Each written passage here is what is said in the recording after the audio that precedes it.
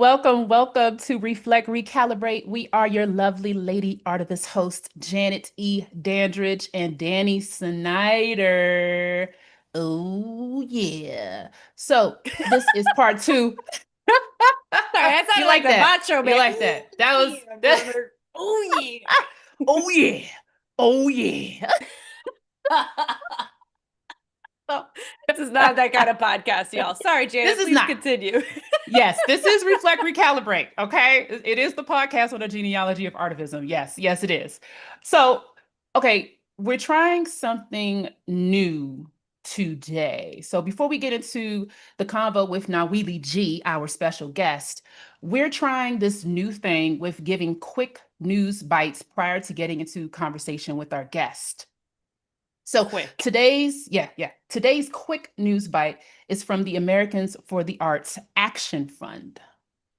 So as of May 27th, 2025, this is a judicial update.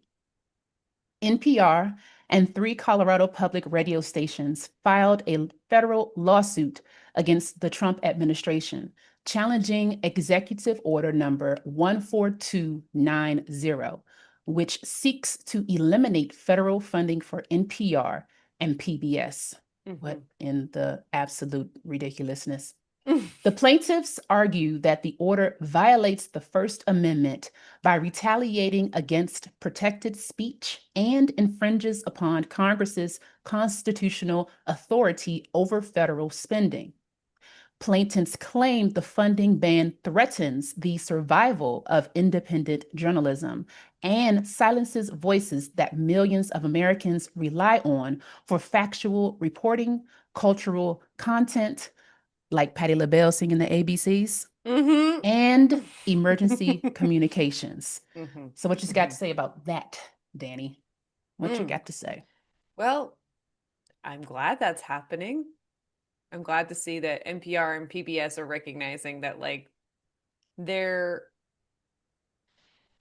sure. I'm sure there's some unconscious bias at times. I'm sure there is some bias at times, but I go to NPR as my main source of news and I love PBS. So I feel like for me it's been the most, what's the word I'm looking for, by non-biased. Is there a good word for non-biased or best Open, open? It's, I'm sure there's still some bias, just. right? But there's still, like, it's to me, I trust it the most for accurate reporting. So I don't want it to go anywhere. I don't want it to change, or at least I don't want it to diminish and decrease. I want more of it. I want more funding for it. So I'm glad that they're fighting back. I am too. Because again, Patti LaBelle singing ABCs to the children just is going to make them understand what the ABCs are about even Yeah. more. So Yeah. come on, y'all. Really. Oh boy, oh boy. So stay Hmm. informed, folks. Stay informed. All right. So if I hadn't said it already, this is part two of the Fabric and Crowns collection. We are chatting with Nawili G, master Woo-hoo. braider, yogi, textile artist, instructor, spiritual guide, airy fairy, all of the grand things that you need in your life to work through this journey we call living in the United States. Welcome, Nawili G. Yes, yes. Woo-hoo. Yeah, good day. Yippee. Happy Saturday. Day ruled by Mhm. Saturn. Day I was born in that year. Um, In that year. yes. Thank you. Thank you for having me, Janet. And Danny. It's why I all have good. a blank. It's Yes. all good. Yeah. Thank you so much for having me. It is indeed my honor and my pleasure to Hmm. show up and show out. That's what we do. Hmm. Hmm. Yeah, Yeah. yeah. I'm very excited about this, you know. Yes, I am sharing now Wheelie G with the world. Yes. She is who I call one of my my West Coast mamas. So I call her Hmm. Mama Wheelie. I love that. Um, okay, so there's so much that Nawili can just share with us about this journey in her 50 plus years of doing this work, this artwork, this spiritual work.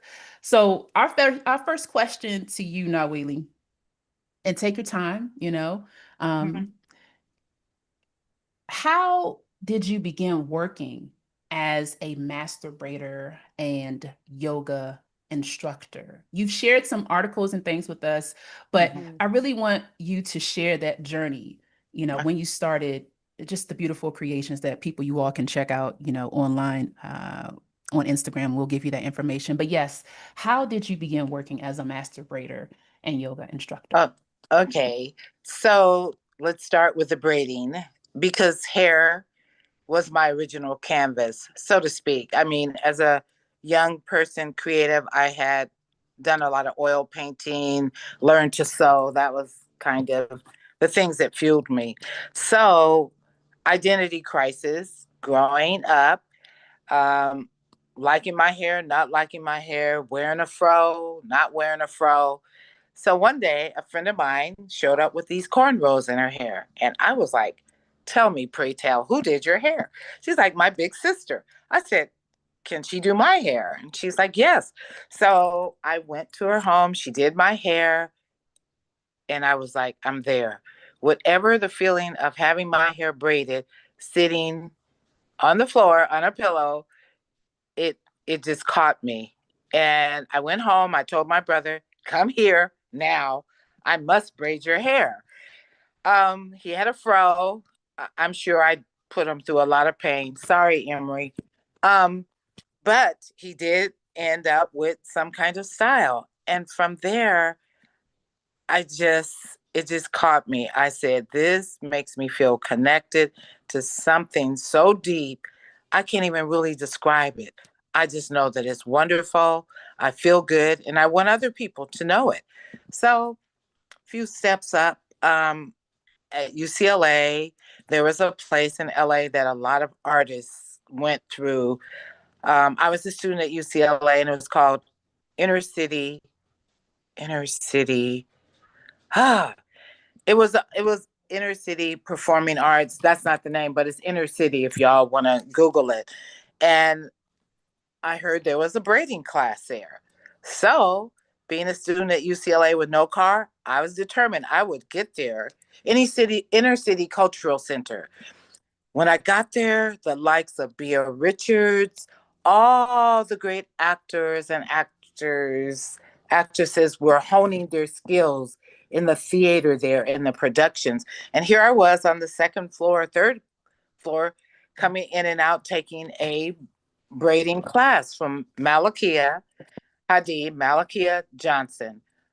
I was in love. I was in love with my the cultural essence of it. I was in love with I could just help other people. I could be of service. I could make everyone get a glimpse of the feeling I had. So I took her class. And of course, in the dorm, I had a lot of blank canvases to work on. So I braided everybody's hair for $5, basically, back in the day, and continued that $5 thing for a long time. Um, just wanted to give it away and wanted people to really just feel so beautifully present and so beautifully important and significant. And so after college, I continued to braid and by word of mouth, no business card, no internet, no nothing. Word grew. I was braiding out of my mother's home. I was transforming lives every day. It felt like, how much more can I learn? How small can I braid? How many people can I touch? Um, it doesn't matter how long it takes or how many beads I put on their hair, but I was driven. I had to do it. There was just no way out.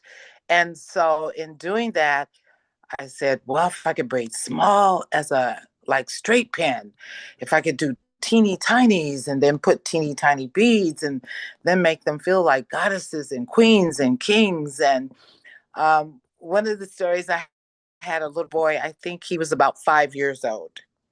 And his mom brought him to me. And usually with children, you're going to expect some kind of movement, Maybe I'll have to give you a carrot or something to distract you or do something. He sat like he had been instructed to never blink an eye. He was the best. I couldn't even believe it. And when I finished, the way he walked around that room was amazing. And and it was, I would say, a lot of children. When I finished their hair, I had that experience with them just standing and walking around the room. I remember Ben Caldwell's um, daughter, Elizabeth. She got her hair braided, and it was for her school picture. And she got out the chair, and you would have thought she was channeling a Pentecostal minister. She hopped around that room, hallelujah, and just like she was in the pulpit, and just so in that moment of her beauty, her grandeur, her peace. And even her mother was like, she's never even been to one of those churches. How does she know how to, mimic, a pastor or minister like that? So, just the journey of being called forth to do like the symposium at the Smithsonian and speak about the aesthetics of small hair braiding. I was so full in my presentation at the Smithsonian that I actually just broke down and wept. I was so full of what I felt my ancestors and my guardians were pushing and pulling through me. I couldn't even say another word, and my slides were flashing behind me. And finally, Bernice Reagan, who was with Honey in the Rock, who's an ancestor now, came on the stage and hugged me and said, everyone, let's just take a moment. She's all right. And just that hug and that comfort in that moment in an auditorium full of people, I came back. And I came back with a vengeance because I remember saying, braiding is so wonderful. It's very orgasmic. And I didn't know I had said that until I heard the tape afterwards. And I said, did I say that?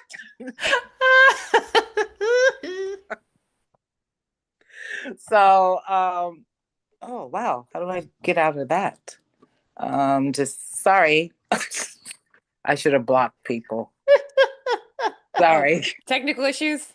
Okay. All good. And, there we go. Yeah, so it just grew and grew. My humble spirit always says I'm a learner, no matter what. And that I was called an ancestral braider, a master braider. I I take that very like a feather light because there's always room for growth.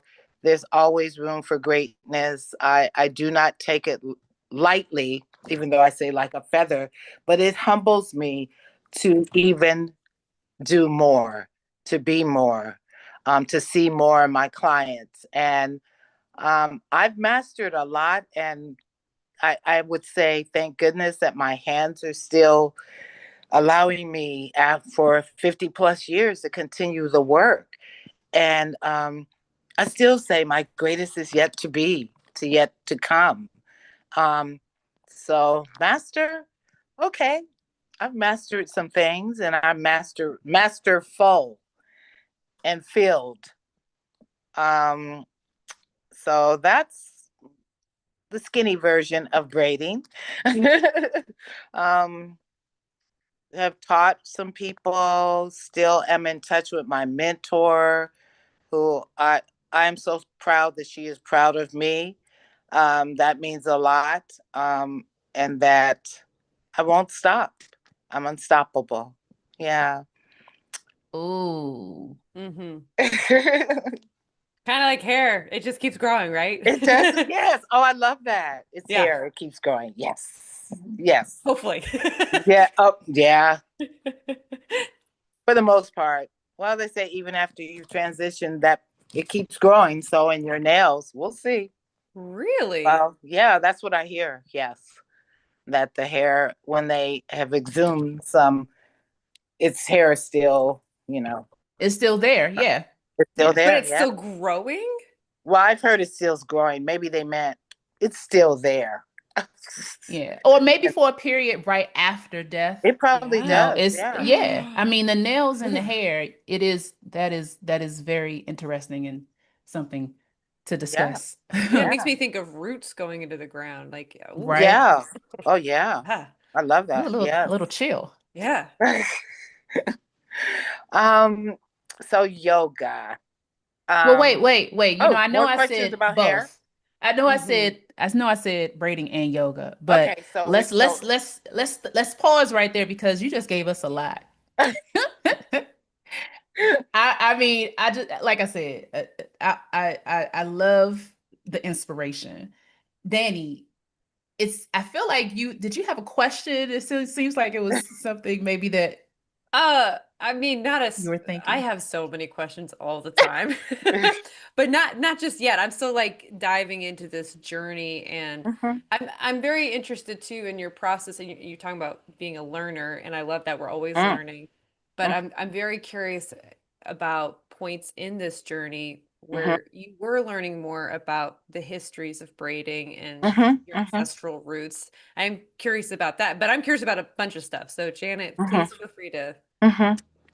Well, And it's go ahead now, Wheelie. so what I have to say in the way that Malakia presented it, and that some of her Your fingers covering the yeah. uh-oh, There you uh-oh. go. In the vein where Malakia taught us, um, she talked and shared with us a lot about the history of traditional braiding, how messages were braided in to the hair, um, and just I would say what I learned most from that, because I was here to be a guardian of the art form. Anything that came to me as inspiration, I put it I put it in my little red wagon and took it with me.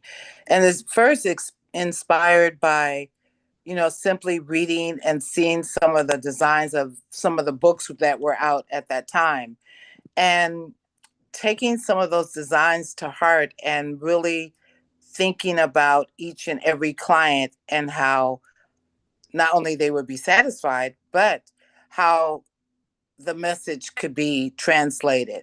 I felt I was a messenger that passed the message on to them that came through the roots of their hair, and it kept growing. And as we know, one of my favorite styles is when my hair is sticking out all over my head, because I feel I know our hair is the antenna. And so I think a lot of my styles, I I like a lot of upswept styles with styles that go up to the crown, that open us up to the crown chakra, styles that have some kind of sculptured appearance to them, and then the colors. Colors of beads, colors of the embellishments that go on hair are significant. So that's something that it's been building the whole time that I've been doing hair. And I remember walking down the street early on braiding, and I was going to braid my mom's hair. And I saw a, a big truck go by, and I looked at the wheel, and I was like, I'm going to put that design in my mother's in my mother's hair when I braid it. So inspiration was, and it still is in every area of my life, is everywhere. I don't take it lightly. I'm inspired by cracks in the sidewalk and waves at the ocean. I mean, and there's something to be said about living that creative life where you see inspiration in everything. Of course, the written word. I like to call myself a word snatcher, because I'll see a word on a page and put a couple other words with it and make a haiku. Or I'll see some words and I'm thinking, how could the shape of that word be translated into some art? So I know it sounds like I'm all over the place because I am. No, not I can at relate to all. that. That I can relate to. Y'all not all over the place. It's all interconnected. I Yeah. think it's so natural and it makes so much sense. This is Hmm. great. Hmm. The Hmm. illustration of what that can be, of what a word can be. You know what I'm Yeah. saying? and then Yeah. taking that into braiding. What does Mhm. that look like? Yeah. That makes me think about the yarn. Oh, yeah. Okay. Yeah, Yes. that makes you think about the yarn. Can you talk a little bit about the yarn? Okay. So when Malakia taught the class, not only did she teach incredibly intricate beadwork that was possible not only on the scalp, but at the ends of the hair.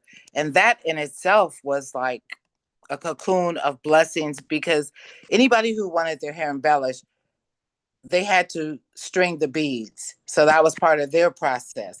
So that was part of community. Whoever is there, here's a string some beads because we got to get this job done. So it was a beading. And then when Malakia introduced the thread wrapping, and I watched her, I read in some books how it was done traditionally and on the continent. And I was like, must take this deeper. I must go deeper because the way I was taught, it was um, it was wrap the ends of the braid to do the embellishment like braids. But one day I was doing a client's hair and I said, I need or I desire another way of using this yarn, this thread. And it was just a moment.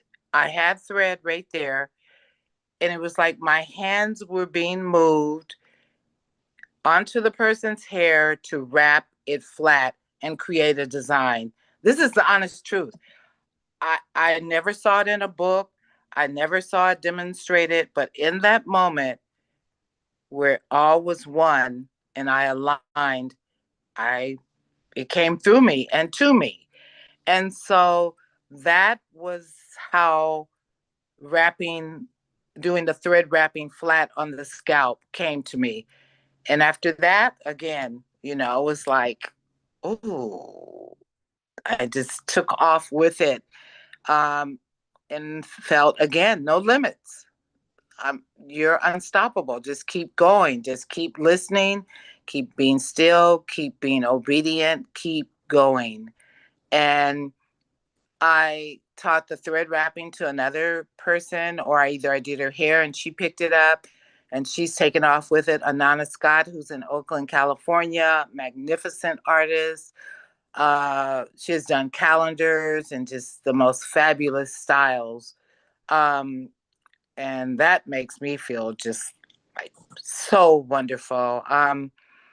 So the wrapping on hair translated from there to my yoga class. I'm going to skip.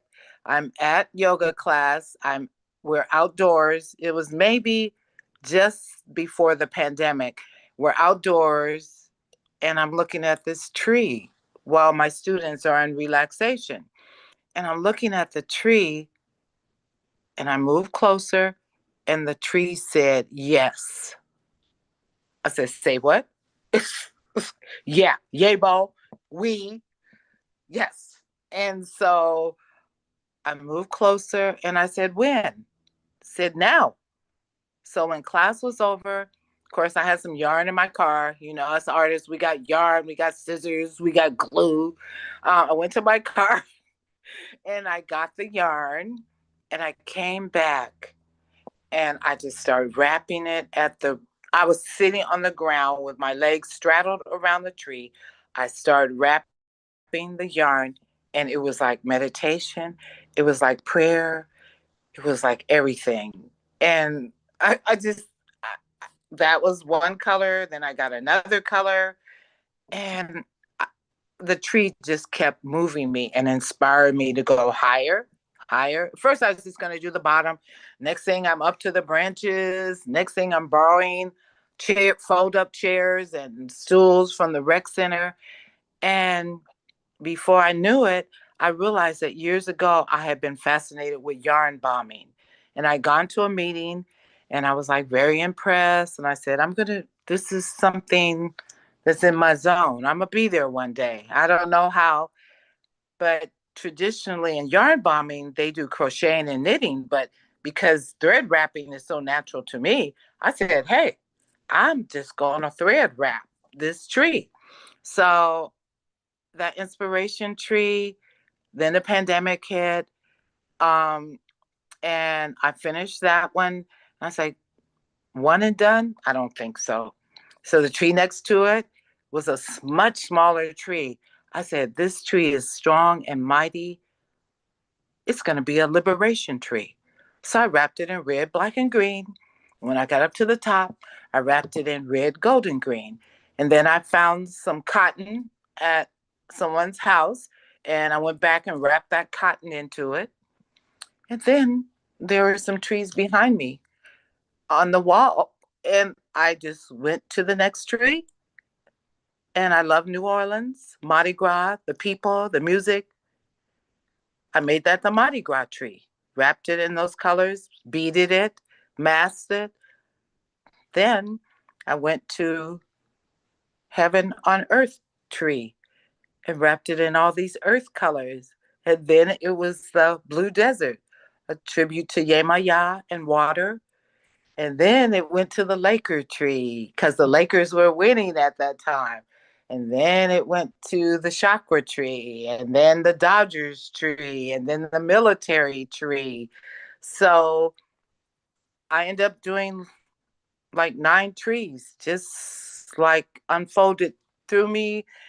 And one day I was up, I can't remember what tree, I was up on a ladder, and a woman came up with her 2 children, and she said, or 3 children, she said, thank you for bringing this to the neighborhood. Do you know what you did for the neighborhood? And I was like, well, no. And she's like, you made us feel good and great. And she said, you're an artist, aren't you? And I was like, now I hear my 8-year-old son who transitioned saying before he passed, Mommy, you're an artist. I heard him in my ear. I jumped down off the ladder, and it was like everything in my heart, my soul opened up. I threw my arms open. I said, I am an artist. It's a defining moment. It just shifted my life, my living, my beingness.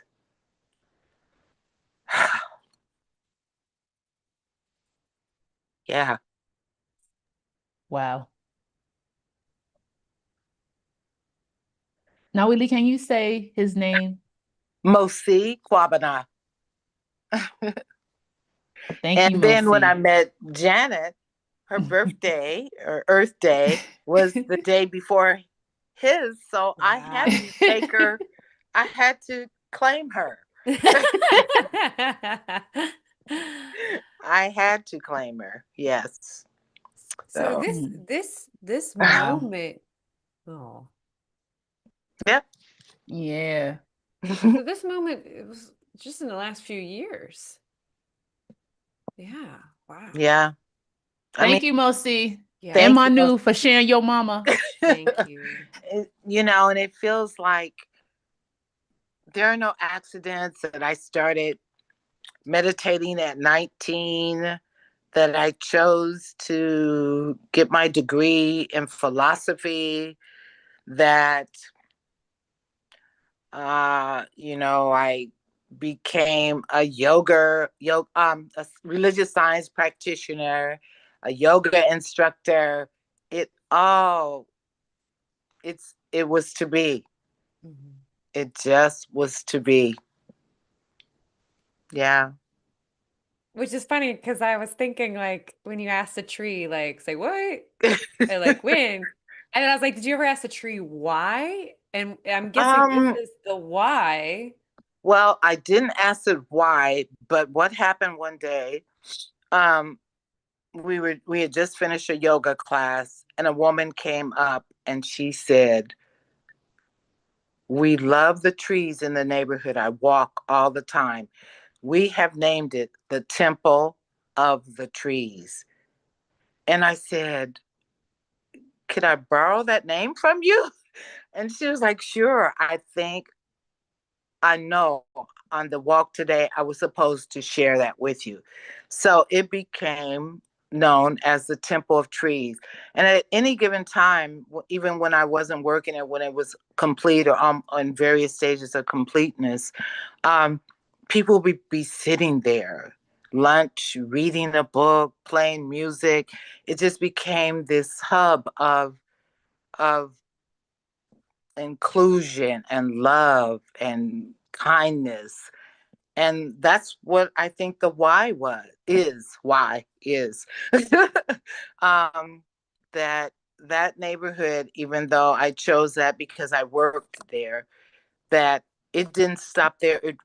That was a hub, but that those what do you call it, spokes on the wheel radiated out from there into the world.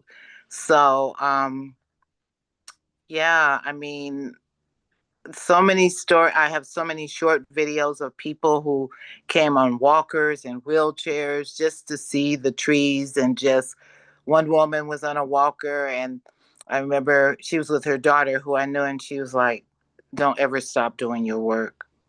Don't stop. She said, this is beautiful. I'm glad it's here, but please don't stop doing your work. So I think that's the why, is that in the way that a creative can show up and show out and speak up, that uh, I'm driven to do that kind of work. And it shows up a lot of different ways. I mean, now that I'm doing trees where I am, I've named them Spirit Telling Me is one tree that's pretty much done, but I'm calling forth people to share pictures of their ancestors and brief stories that will be laminated and go up on the tree. So it's um, it's so it's simple, but it's multifaceted, kind of. At the same time, I have a present tree that's called Rise Up and Be Beautiful. And it was named that um, by a woman who was visiting from the site from Ethiopia. And she told the. Oh, Oh no. so. Oh no, she told us what? It's like a cliffhanger. For those of you who are listening and can't see, Nawili just disappeared. She's having a moment with the spirits and ancestors, and she'll be back in a second, I hope. The technology is real. Like the tech is real, but she will be back in a second. But she left us with a cliffhanger. And I'm like, she told you. Please tell us. So we do actually have a question in the chat from one Oh. of our audience members, and I'm going to ask Nawili when she comes back in, and she is back in right now. We'll get to that. Let's let her finish Okay. that story. Hey, Okay. Anyway. we can't see you. You got to. Okay. There we go. There we There we go. go. All right. So cliffhanger. She said something. Okay. Cliffhanger. So that the woman said Ethiopia has never been really colonized, that we have fought off everyone who has been there. And she said, and she stood at the tree for an hour watching me without saying anything before she told me the story of Ethiopia. And she said, this tree reminds me that we rise up and be beautiful. And I said, that's the name of the tree. And so this tree it's purple, all different colors purple, with all these different flowers along the trunk, and it has a wreath at the top, which I call the crown and glory, which people can stand under or feel the streamers blowing in the wind and wrap around them. Um, yeah, so it keeps growing. And it Yeah. calls me and it pulls me. And I told people, yeah, you're going to see the quirkiness of me. But I love quirky is like the new normal. And that's what I believe. And that's what I told David. Hi, David. And so it's the new normal. So I have a I don't know. question for you about Yes, ma'am. that because you're talking about right now in Detroit. right? Yes, So yes, you, yes. because you did the first set of trees in New Orleans No, in and LA, in Los LA. Angeles. Okay, all right, all Hmm. right, in LA. Because I was wondering, I was like, I don't recall you doing the first set in New Orleans. Okay, Yeah. so the first set in LA. Now you're in Detroit, Hmm. where this Re-Rise Up and Be Beautiful, I think is the name of the Yes. that tree Uh-huh. that the woman was referring to. And the fact that she stood there for an hour, I'm thinking about the meditation, right? Hmm. And I was thinking about how to ask the question about time. And the question really is, how long are these meditations? However, and that's, and when I'm talking about, it's like when you're wrapping the trees, wrapping the hair, doing the Hmm. braids. Because I remember sitting and coming back the next day and getting the braids, continuing the little micro mini braids, right? Hmm. But before we get into that, because we have gone into the Detroit space, Joseph Michaels asked about how Detroit has inspired you as an artist. Hmm. And you've been answering that question, you know, especially with this story about the woman from Ethiopia who stood there for an hour, and how that inspired the name of the work, her what she said, right? So can you share a little bit about the meditation time, as well as how Detroit has possibly, well, definitely how it's shifted how you think about wrapping the Oh, trees? okay. So one thing I want to say is when I got to the way I got there, maybe I'll go there, is that a friend of mine who's worked for the Heidelberg Project, which is where I do my work, is an LA transplant. And I work with her. Hi, Kisa. Worked with her in Los Angeles. So we had a conversation one day and she's like, "What are you doing? Send me a picture." I sent a picture. She showed it to the people that be, and they were like, "When are you coming?" Now, never thought about coming to Detroit, even though that is my father's home. Um, so I'm up for an adventure, Sagittarius, up for the journey, up for I'm gonna go to this Detroit place. So when I get there, I am brought in as their first artist in residence or official artist in residence. It was after the pandemic. So I'm going fast forward, I'm going to the site, trying to figure out which tree am I gonna do? And I'm actually in the car with um, what she was the CEO driving, and I see this tree. And I was like, that's the tree that I'm going to start with. And at the same time, her husband, Tyree Guyton, who's the founder, is running across the lot and saying, that's the tree you should do. Same tree, same tree. So I'm like, okay, yeah, this, okay, no accidents. So I call my cousin. I have cousins and relatives here. So you want to come and help me do a project? So she shows up. We find out the history of that tree, that there was a house in front of it that burned down, and the tree was also affected. So it's partly charred, but I'm like, but this tree is still giving. So I'm remember sitting on the ground wrapping it, and I was like, this is the giving tree. This tree, no matter what, continues to give. What does the earth give? What do people I mean, I'm just rapping, and that's just like on my mind. The giving tree, the giving tree, the giving never stops giving. You can receive from it. So that was the very first tree I did, was the giving tree. The next one was the rise up and be beautiful. And after I finished that tree, a woman came through right after I finished the tree, and she said, wow, I love this place that you're creating. And I said, yeah, I did something like it in Los Angeles called the Temple of Trees. I said, are you feeling like this place could have a name? This where I'm carving out to do the trees? She said, you should call it the Grove. I said, the Grove.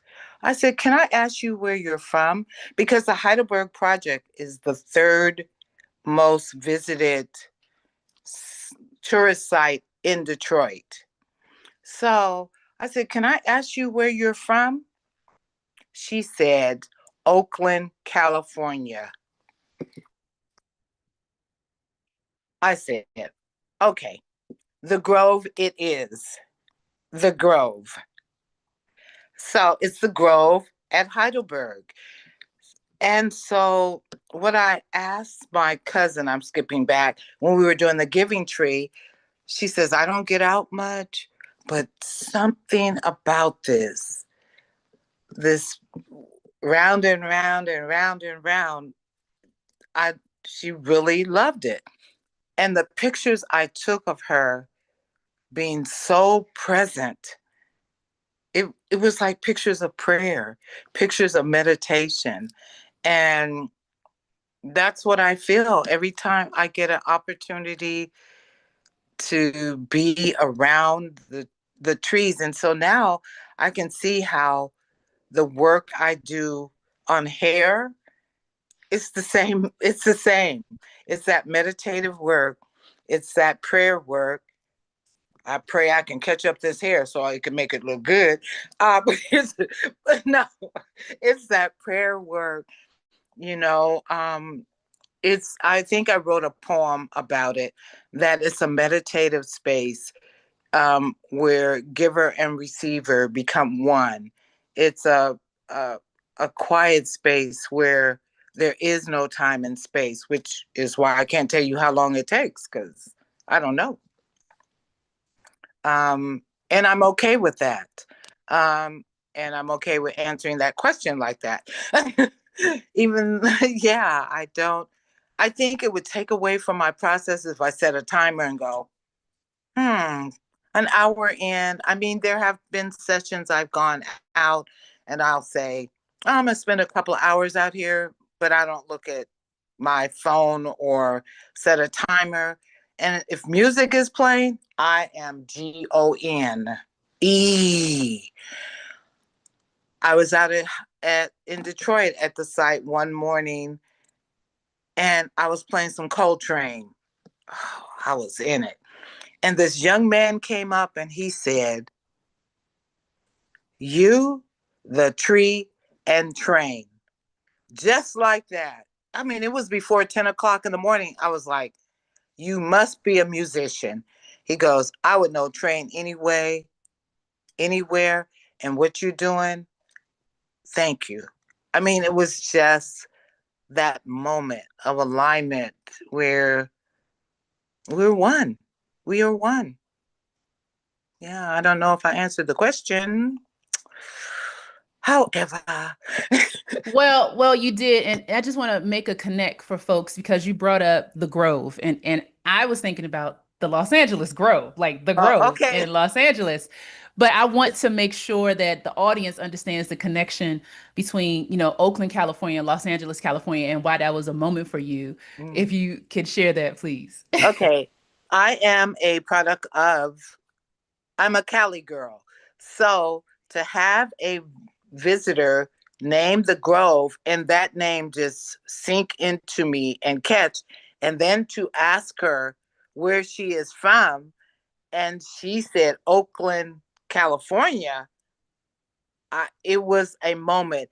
And the moment before that, a group came through and he had on a t-shirt or sweatshirt that said Oakland. And I said, oh, are you from Cali? He says, Oakland County, Detroit. So Oh, there is, that full circle, like, oh, Oakland is everywhere. Okay. Yes. Yes. Yeah. it's interesting to me how this art form, very similar to murals, for example, Mhm. can be activisty in nature because you have onlookers who are invited in to ask questions and to comment, Mhm. right? Mhm. And in that dialogue, change can happen, transformation can happen. Mhm. But I'm curious, from your perspective, how you see activism in your work Mm-hmm. and just how you've seen artivism evolve throughout your, do I even want to say career? I don't think career is the word I want here, but Uh-uh. like your just history, Journey, your my journey. journey. Yeah, I do that's like, it. I've always liked the word journey, but also Yeah. being a poet and a little obsessed with the hero's journey, and it Mm-hmm. works for my own. I'm a person like you too who likes to take different adventures, go to different places, and I always Yes, think of she like is. Yes, the she is. Odyssey, all Oh, these she different. said, I yeah. always think of all these different islands. Okay, in this island, I'm going to conquer this. In this island, I'm going to conquer this, and I just keep growing. And Mm-hmm. that I see my life as an epic in order to fight my existentialism to conquer that. But yeah, Mm-hmm. I'm just curious, like, in all these different islands and different spaces, how you've seen artivism evolve. Mm-hmm. Mm-hmm. Um, okay, so one thing about rapping, I'm gonna go to Los Angeles. So in that project, I had people who were walking by and some would stop by. I had a young girl who had moved recently to LA from Morocco, her family. She was so fascinated that I said, would you like to set up a date and come out and you do some rapping? And she did. And I asked her, how was she feeling? What is she said? It makes me feel like I can do anything. It makes me feel like I'm great. It makes me feel like I'm not a stranger. And the other person that really helped, I'm not going to mention her name, that actually put a lot of it, I felt I was doing solo, but the opportunity for collaboration was greater than I could imagine. And the greatest collaboration came from one of my therapists who I only meet outdoors for therapy. I never meet within walls. I'm disclosing something. And so she came out to the site and I said, this is what I do. I can talk while we're sharing. She one day came out and I said, here's some thread. I'm giving you a job today. And after that, she never came out. We never met without her rapping. And she said, do you know what this is doing for me? Do you know what this has awakened in me? I know I'm supposed to be helping you. I said, but I'm cool because it goes both ways, and that you are able to get something so beneficial out of it as I get something that's beneficial from you. And so that type of place where it's opening up, I think, places in other people that were not even considered before, I think is a great way to take a stab at becoming even more and something that matters, but you're not aware of sometimes. And I mean, I think, and now I'm gonna jump to hair, doing people's hair from the era that I started, where we were building identity, self-esteem, mattering in this world that says perhaps you don't look like you matter, pushed a whole lot of steam and energy out into the world that wasn't there before. And that I cannot even count the people's hair I have touched. So I know that those well springs, and those are well springs of wellness out there, that is activating a whole lot more than any of us could ever imagine. And I'm glad that you're asking that because I was sitting last night thinking, oh, could you count the people's hair that you have done? Can you count the people who have allowed you to touch their crown and bless your hands and bless them? And so that deeper connection of touching someone's crown and it trickling into every cell in their body so that they can move, so they can go forward. There's no backstepping once you've had your hair braided and it's all over your head and you're beaded like goddess of mini Niles. You can't go back. Whether you wear it again, it is now a part of your very fiber.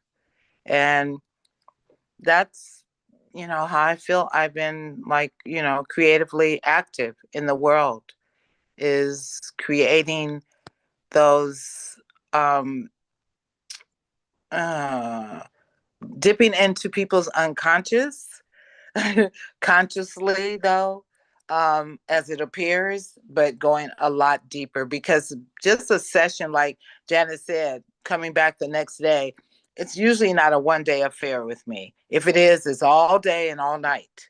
We are spending together, we are shape shifting, we are shedding in a creative way. um, we are exchanging a whole lot than just a style on your head, a hairdo. Um, and that kind of work on both ends takes courage. It really does take courage. It takes courage, and I think, like, I would say the word is courage for right now. It takes a lot of courage to be and be seen as who you really are, and not run from it. And one story I remember, I did a woman's hair, and her husband called me, and he said, she was a Black woman, he was a white dude. He called and he said, "Thank you for bringing my wife back to me. This is who she is. She is beautiful. She is talented. She is smart. This," he said, "when you do her hair, she smiles more. She laughs more. She shows up just unconditional, unapologetically her own self." He said, "I just have to thank you." No, that was very, very revealing. Just the power of the power of touch, the power of community, of being together, and seeing yourself where you really mattered, Yeah. where you really matter. I must say, Nawili has definitely done this for me. I remember one style that I was just like, I don't know about this. That was the rapping. I was Oh, like, okay, okay, I was like, I want to do it, but I don't know if you remember, but I was a little hesitant because okay, I had never done it before. okay. But afterwards, I was like, this is very different, but I feel great. I feel great.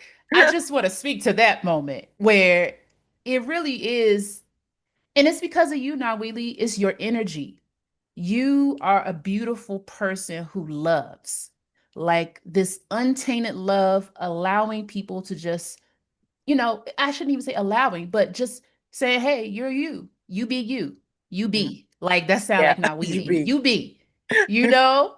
And it really, it just felt, it always felt good. It always Mm. felt good, and I just want to say that as a person who has experienced this through Nawili. I have a question about yoga, and we only have about, let's say, about maybe 10 minutes left. I feel like Okay, okay. this, because of that time frame that, when it And kind of I just want went to say out. this real quick. I met Joseph Michael at the site in Detroit, and Oh, he okay. came up, and two of his friends, he was like, "Oh, this is really cool." And then he was like, I think he said something about the East Side. He said something, "Are you an East Oh, East Sider?" Side. And I was like, "Okay, there must be a West Side, but what side am I on?" I said, "I'm from the Dina." And he was Ah! like, and he was like, I said, "I'm new, but anyway, fast forward from that encounter, he introduced me to my other love, the tennis community, and through one of his Oh, friends. And so I was okay. able to connect with one of his best friends who he'd worked with to play tennis. So Joseph Michael is like, we have different mothers, we have the same Mother Earth. That's my brother. So I just want to say I love you, and he's so supportive. I love him. I do. Because Yes. So tennis is another thing that Nawili I was about to loves. say As a that matter, was not at yeah, all what I no, was no. expecting. And it's a tennis match today, so I'm surprised that I'm thankful that she was on with us because that Thank you. tennis match I think was happening today. My mother okay. was watching it. So, Oh, but okay. Danny, I know I brought up the yoga. Did you? I just want to No, make go sure for it. if you Go had a for it. question. Yeah. It's but both Danny and I are thinking about the yoga and how that is connected in all of the ways that you're talking about with braiding, Mhm. um, with wrapping. How is the yoga part of this Okay. trifecta? Okay. So I'm gonna tell you too how I got to yoga. I was playing a And lot of remember, we have like probably like 7 5 minutes. minutes left, Okay. something like that. So it was like um playing tennis and having my ups and downs. And I just got to this place. I knew something was missing. So my friend said, "Hey, come to this yoga class." Went to the yoga class, incredible experience. And she said, "You should become a teacher." And I was like, "Why? How?" And she's like, "Sign up." And I'm thinking, I haven't done yoga in years. But by that Wednesday, the effects of that one class on my body, my mind, and my spirit, I signed up. I signed up for the 9 month whatever training with Krishna Kar. Thank you, Krishna. That piece was a miss. It was like glue that I needed to connect the pieces in my life and bring me even more peace. And that's what the yoga part is for me. It is like connecting and knowing I come from this place of love and peace, and that everything that I touch that goes out from that center is going to be done with the same. I give it my allness and be right on time. Absolutely on time. There's no doubt. There's no, nothing that I have to like fine tune because I trust. It gives you a trust of awareness in yourself, in your process that is almost indescribable. I'm using these words to try to, but the awareness is without doubt the eternal gift. I'm aware of what I'm saying, how I'm being, how I'm knowing, how I'm sensing. And so when I put that into my other work, I know I'm right on time. I trust it.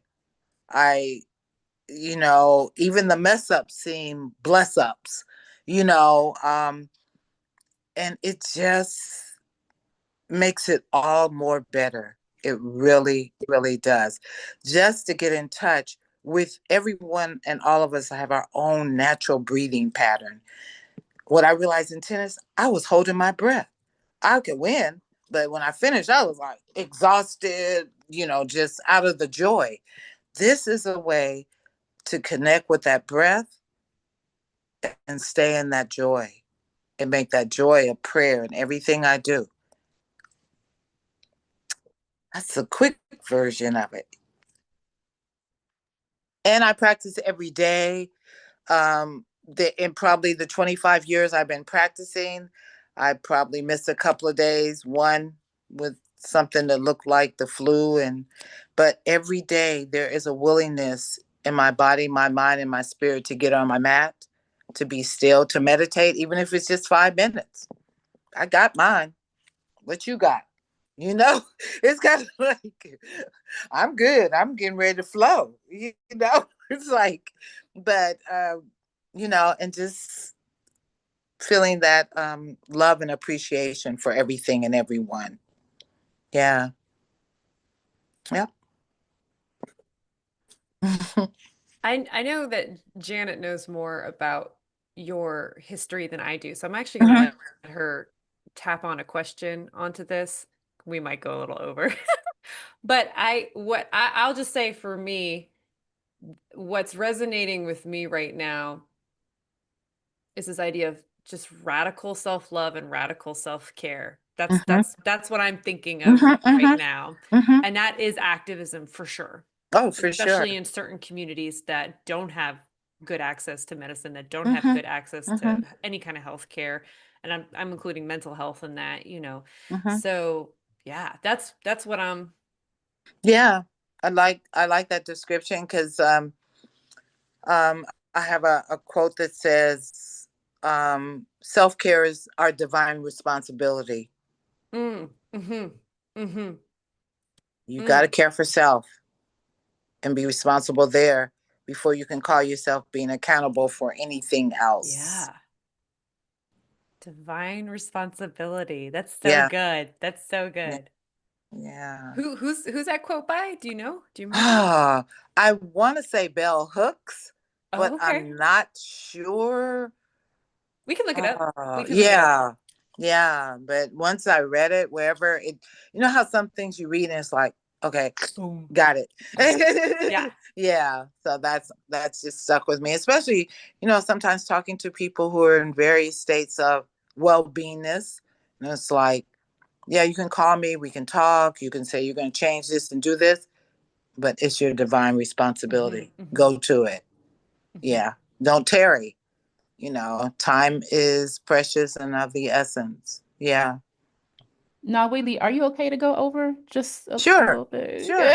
I'm just kicking it at Joya's house.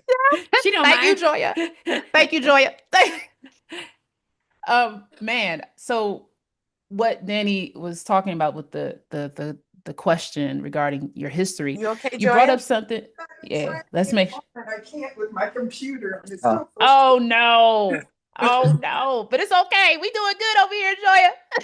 Thank you. we we are really curious about, okay, that yoga thing. It's big. Just from, understanding who you are, knowing you. And you Mhm, brought up something in our pre-show meeting about the spinal fusion surgery. mhm, And I was wondering if you can just share with us, because it's all of this wonderfulness that you're sharing, and it's just everything that's just flowing and is so good and positive. And one of the things that Danny and I like to do with the show is to, just share with folks how we can overcome. Like, mhm, we have a specific question that we ask sometimes about burnt out. But in this instance, I want to sort of shift that into the surgery you had and how you were able to overcome that. And I think mhm, yoga was like a mhm. major part of it. Besides you Yes. being such a spiritual, universal, things will flow and I will be person. How Mhm. did yoga help you get through that surgery? Because I remember being like, "Oh my God, you're good." Like it's like a year later and you're like straight. Like, what in the world? Like, And you're I love good. and I love that you said straight because I look at old pictures. I was so crooked. I was like, girl, that was not a gangster lean. You was crooked, And I was like, oh my gosh, that was not cuteness. So anyway, so what I realized with even prepping and being open to the surgery, because nobody wants to sign up and be cut. None of us want to really do that. We don't. So I had to go deep into my like shadow side and say, why, if you believe there's a spirit, there's ancestors, or in everything, why are you not seeking to go out for the surgery? So fast forward when I finally agreed to the surgery, because I did some spiritual work in surrendering. And basically every day for 40 days in a row, I wrote, I surrender, I surrender, I surrender, I surrender. So I wrote that. And at the end, it's like I got this perfect, to me, orthopedic who said, this isn't your fault. It's not because you're old, but your back is whack. Okay, my back is whack, brother. And, I was a brother. So he just broke down how the spinal column is like a hotel. And this floor, he said, these bottom three floors, they're not functioning. These floors, I mean, he broke it down like that. And once I went and had the consultation with the surgeon said the same thing. He's like, so what are you waiting on? I said, I'm waiting on my miracle. He said, girlfriend, And this surgeon said, girlfriend. He said, girlfriend, I'm probably your best bet. He said, in 5 years, it could look a lot different. So, having done the surrender work, listening to, the specialist, I agreed. Went through the surgery, 8.5 hours, came out. I was like, I know I'm a miracle. I know I'm a miracle. And how I knew it, I had no pain. And when I got to the room and my besties were in there, I was screaming out of anesthesia. I'm so grateful. I'm so grateful. I'm so grateful. And the doctors and the nurses were like, is she for real? Is she screaming and hollering out of anesthesia? She's so grateful. They were like, yeah. Next day, a month later, go for my checkup. And he said, you know what saved you? Your yoga. Your yoga saved you. Your abs were so strong. Now, we told you your back was whack, but your abs, he said, in that breathing that you do, the breath work, the yoga, he said, when I release you, when I say we're finished with this part, go back to your yoga and don't stop. Come on. That's hilarious and Okay. amazing. Okay. Yeah. So here I am, 8 years out, grateful, dealing, um, and I know the possibilities for wellness. They're right there at our fingertips, but you got to do the work. And Mm-hmm. consistency is the key. You can't like one day and then 5 days off. It's like Mm-hmm. I do yoga every day. I don't miss. Um, I don't miss meditating every day. Getting still enough to hear a voice other than your ego is major. Mm-hmm. And we all might want to embrace that. Mm-hmm. It doesn't have to be om and, you got the gongs and the sound. You could just you could meditate, walk, meditate, cook. I mean, there's so many ways that meditation can show up where you are still, you are quiet, you're in the calm of the moment, and that's priceless. You can't get that back. And you can use it. You can build on it and Mm-hmm. on it and on it. I mean, look at the pyramids. They had to be meditating. Come on. Well, they might have been meditating and they might have been something else, but I will make two quick comments. I was gonna say it's interesting, like when you first started talking about like this idea of being like a conduit almost, you Mm-hmm. use this phrase, you I gotta keep being obedient. And I was like, ooh, it's funny because for me and my punk ass self, that is not a word I like. I don't like being obedient. But I was like, I see where you're going with that. So that was something that kind of stuck out to me. The other Oh, thing is, oh, oh, and you can be rogue. Don't yes. don't get it twisted. That's like the Libra balance. Let's call it. Let's call it the scale. Obedient, and you got to rogue up and in Mhm, it. mhm, Yeah. mhm. So Balance. right track balance. Yes. Yeah. Yeah.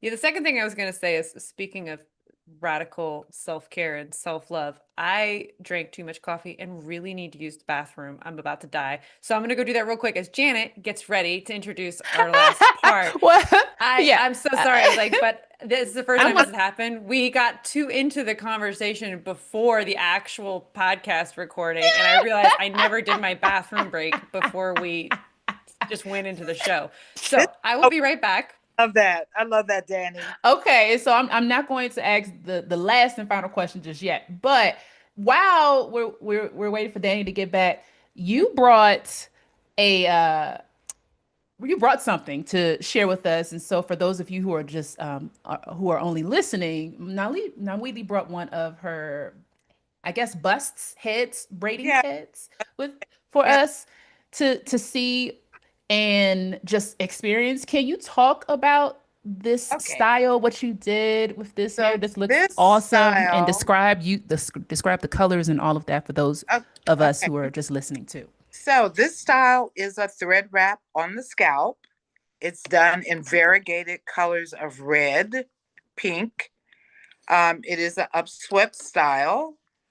And the front of the style has what we call beaded looped bangs.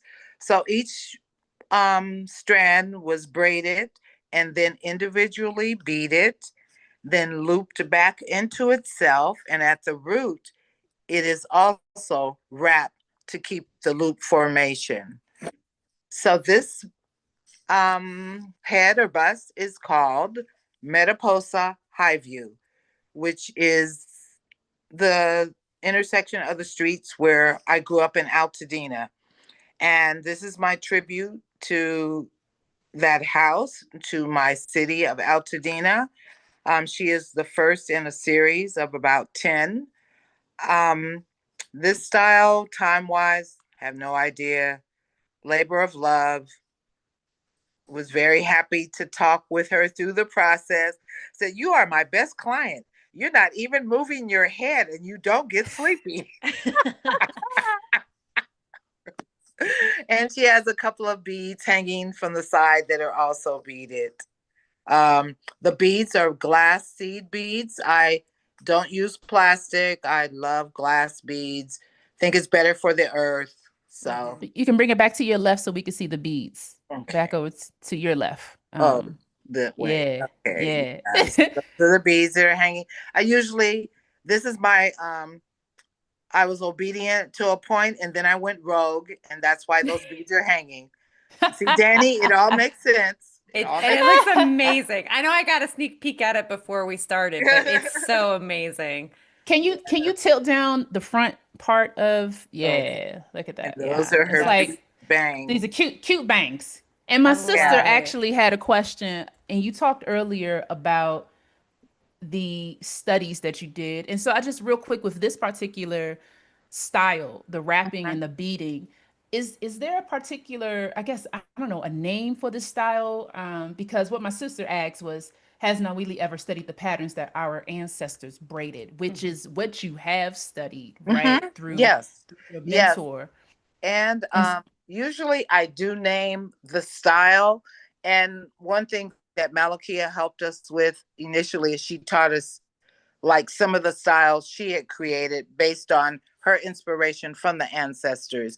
So we had Spring Fling, we had the Fruit Bowl, we had Bead Cap, and Bead Cap was kind of one of my inventions that my one of my wonderful great students Fana has perfected. And bead cap was basically braiding your hair all over and beading each and every strand so it looked like a beaded cap.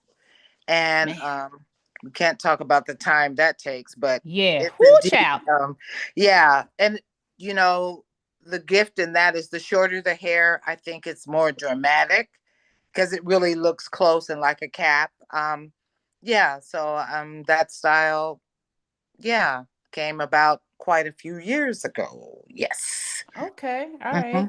All right. Yeah. Well, I know we've went over audience members by about 15 minutes, but I know Danny feels the same way, can talk to Nawili, do a whole series on Nawili. We need to, So it's much wisdom. a whole series. It's a whole series that we can do on Nawili. Oh my gosh. It's so much, so much. Um, but yeah, so we have come to the part of our show, Nawili, where we ask you a surprise question. Okay. Cool. So I am going to share my screen. There will be an image that pops up, and hopefully, this pops up automatically on your cell phone. Okay. And then Danny is Mm. going to pose the question. Okay, so Okay. All I'm gonna go right. ahead and get the tech done real quick. Okay. Okay. I'll make my little sound effect. Oh, that's right. You are a drummer. You know what's funny? We actually tried this with wind chimes, but for some reason my microphone and Zoom wouldn't pick up the wind chime sound because I have so many percussion instruments that I could do Oh, this with. But nice. so here's our image of our fabulous magical unicorn with our RFC logo behind it. And it says on the screen, in your utopia, there would be dot dot dot. Hmm. Hmm. And look at Joy in the background, like, ooh, I have an answer too. In your utopia, there would be peace at least. Hmm. Hmm. Peace at least. Peace prayers, peace at least, peace meditations, peace at least. Yes. Yeah. Yeah. Love the image. Thank you. Love That took horses. some time to make. Wow. That's amazing. Love the image. Yeah. Yeah, Danny is awesome with putting all these graphics together, all of our graphics. Thank Beautiful. you. Thank Wow. I you. need you, And Danny. peace at least. Peace Peace at at least. least. I can dig it. Hmm. Wow. Yeah. Peace at least. So Yeah. I'm going to stop sharing and say thank you. Thank Now, you. Oh, thank you Thank guys. you. This is like so amazingly a big step for me because I don't usually do stuff like this. Janet knows, but because she called and it's her, I'm open. Even though people see me as very social and I can talk a lot, but yeah, I'm grateful. I love what y'all are doing. Keep up, as my yoga teacher says. Keep up, so you will be kept up. Mm. Mm. Mm. That's Mm. another one to put in your pipe. Mm-hmm. Yes. Danny, So, we need to really start doing a yoga practice. Like seriously, like I want to Oh, be like oh. Nawili. You know what I'm saying? I want to be like Nawili. No, seriously, like this that it was really amazing to me after you had the surgery and just like your recovery and how like you said no pain. I was just like what in the world? And I know, especially someone who I have scoliosis and just Mm. doing the yoga, and Nawili actually guides folks in yoga on Facebook sometimes, by the way. Just yeah, want to every I think Tuesday. Oh, Yeah. every Tuesday. So weekly, y'all, Mhm. Facebook, Nawili. Okay. So we'll put that in the show notes. But yeah, Danny, maybe we need to start doing some RFC yoga, like, hold each other accountable. Oh, Yeah. I can hold you accountable.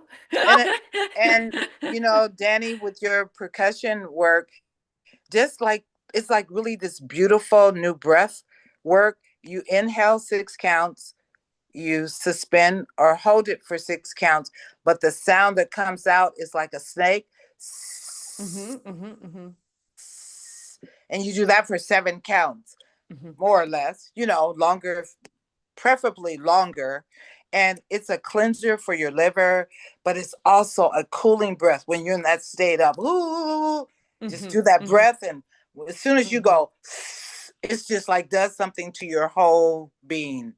So, you know, mm-hmm, mm-hmm. a lot of really simple little tools that can be used. Yeah. Yeah, yeah. Mm-hmm. And I do some, but I could That's good. improve. I could improve for All sure. of And us. I, All of us. especially like with my students too, musicians, we are prone to anxiety.